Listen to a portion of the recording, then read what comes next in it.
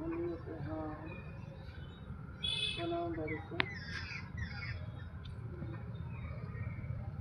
अच्छा लगा था नीचे वो बड़े से वो लोग कैसे ना